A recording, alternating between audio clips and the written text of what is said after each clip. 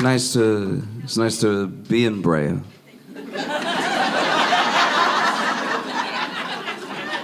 I do mean it. I'm being sincere. I've never felt safer.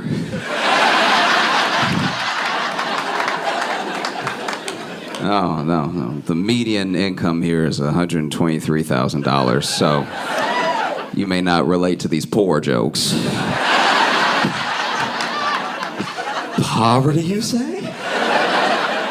Sounds terrible.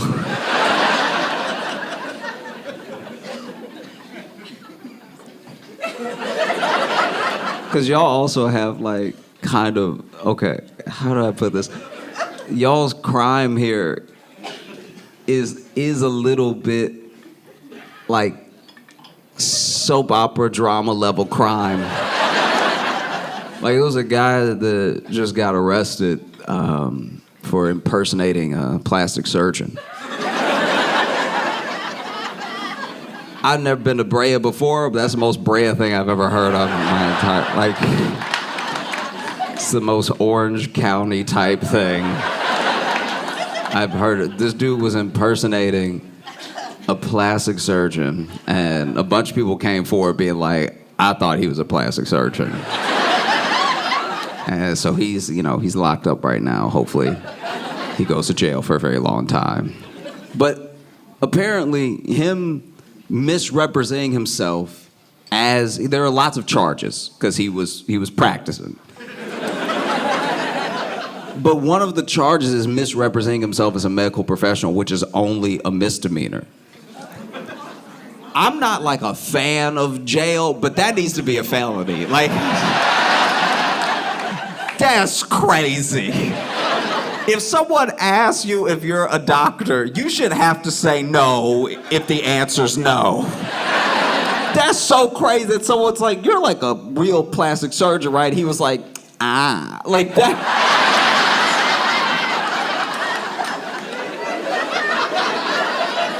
That is so horrific. Like, I don't think y'all understand. This dude needs to be buried under a prison. You have never needed like a medical professional without really needing a medical professional. It's never something that you've like dabbled with before. You know what I mean? It's also not something that you can just help with because you feel like it. Like, I'm not a firefighter. Don't have the bill, can't carry the gear. But I've stepped on a cigarette before. Do you know what I mean? You know how you can step in, you can do a little something even though the job is not your full job. Medical professional is like black and white. It really is. And so, he was arrested. He apparently he did it again so fast after having done it the first time that the article I read said he was rearrested. That's not a word, is it? A journalist had to say rearrested, it was so fast. I live in Brooklyn, and I like it too. I live in Brooklyn, and there was a shooting in my neighborhood. This dude was like a known gang member, got shot at this bodega. He got shot in like the hip, like he's alive, he's all right. But he got shot at 5 a.m. There's no good time to be shot. But getting shot that early is... A lot of people don't know this about gangs. I've never been in a gang, but I've known people who were in gangs and like... But like... Gangs do kind of have office hours. Do you know what I mean? Like, at a certain point, they are like, nobody buying right now. Why would we just stay up all night? That's crazy, right? And so, it's not as if gangs are always just ganging at all hours of the night. They go home at some point. And so to be shot at 5 a.m. means somebody hates you so much, they set an alarm.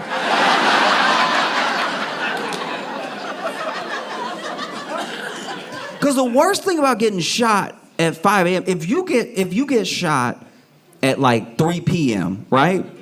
You can call somebody, oh, they got me. What? What happened? I got shot. Oh, I'm on my way. I got you, right?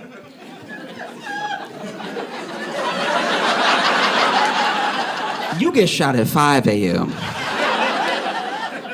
Everybody gonna be asleep. Pick up, hello? I got shot. Oh, they got me. Come pick me up.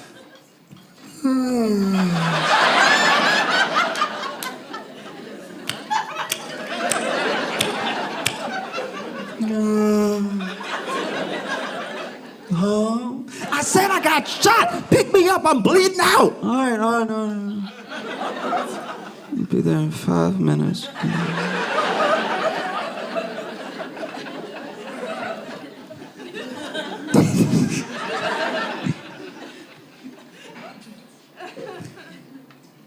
Like, I don't think I would handle being shot well. But if I got shot at 5 a.m., I'd be like, shoot me again.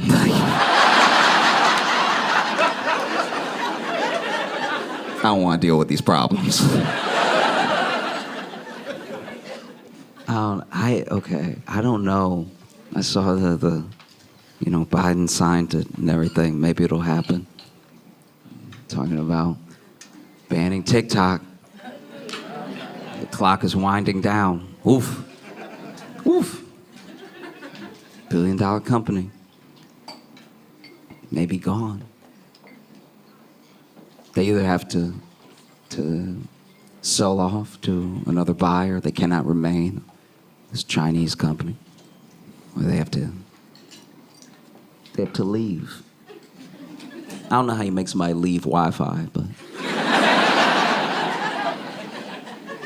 yeah, they have to get out. They'll be banned across the nation. And they say it's for, our safety and everything. They say it's for, security and stuff. Which I think I accidentally already gave them everything.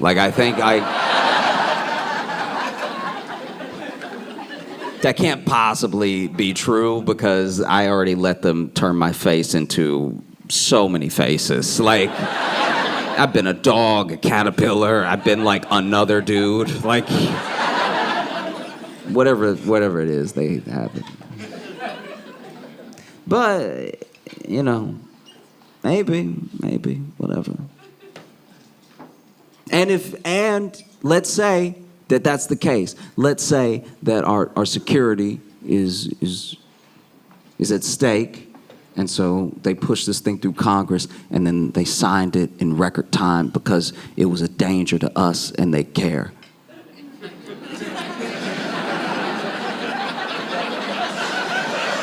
I said, let's say. But let's say that is the case. Well, you know what? Good on them. Now do the pharmaceutical companies and the banks and the... Do you know what I mean?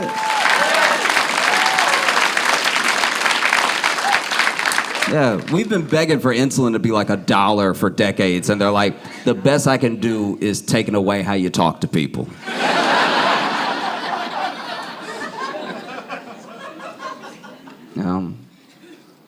Far be it for them to regulate a bank. Because this is my thing.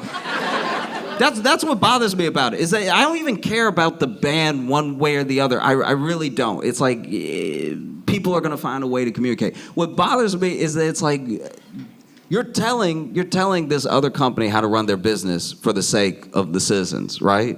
Which is exactly what we've been asking them to do for so many different things. Like, we're like, can you just get them to not sell us poison? Because the poison already in there when we buy it. And they're like, far be it for us to tell a company how to run their business.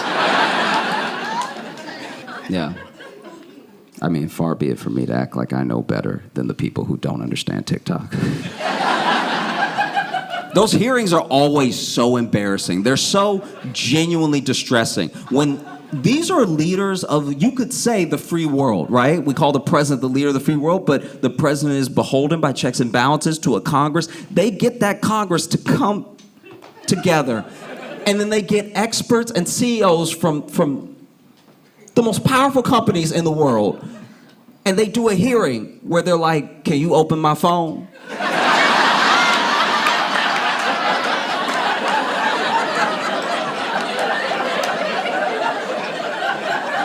And then you see these CEOs, these billionaires, try not to smile, try not to be like, oh, I can do whatever I want.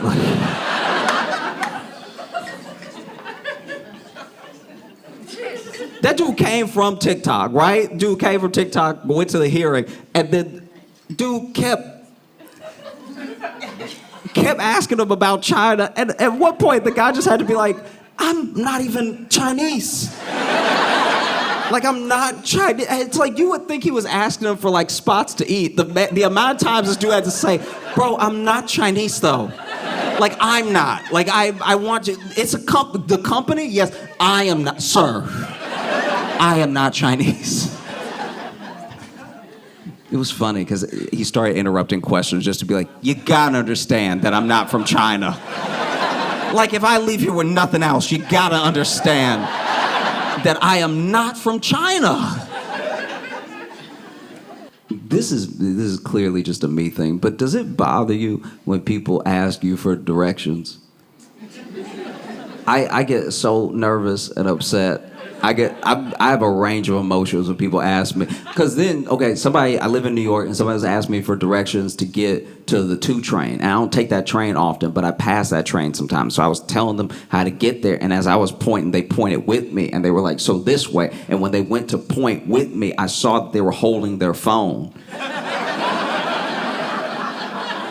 And I was like, so what are we doing here?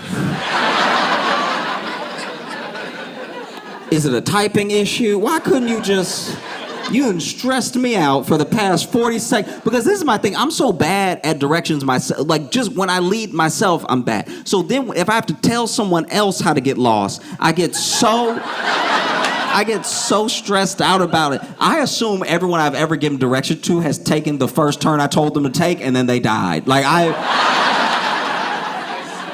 I think I hold so much stress about someone listening to my directions and then either me being wrong or them not listening right, then still being lost and being like, that son of a bitch. I don't even know them. I don't know why I need them to like me, but I'm so, it's the worst.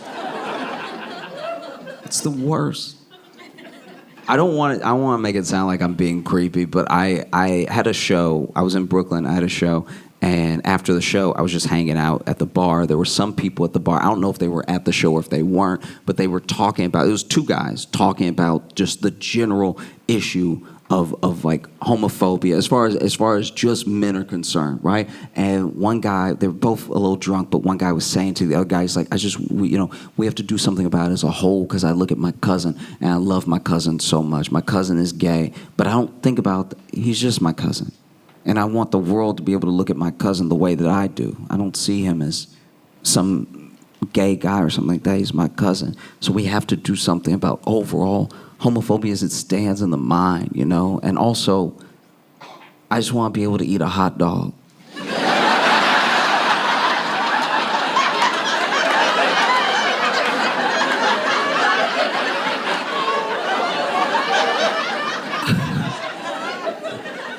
There's not enough time to unpack everything in that one sentence. Because he didn't just mean I'm hungry right now. Like, he didn't just mean we have to tackle this issue and I'd like to eat. He means I want to be able to eat a hot dog, but I can't because of homophobia. No, sir.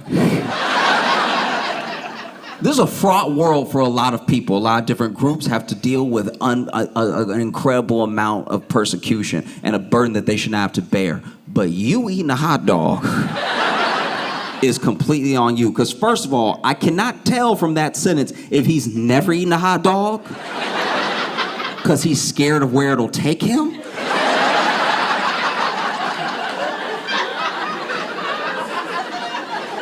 Because also, if you're so scared of eating a hot dog that you like, I can't do it, that's you. Do you know what I mean? Like, you don't need to do any exploring. You know your destination. So I was like, either he's so scared he's never had a hot dog, or he eat hot dogs so wild that people pass by and go, what are you doing? And then he goes, this homophobia cannot stand.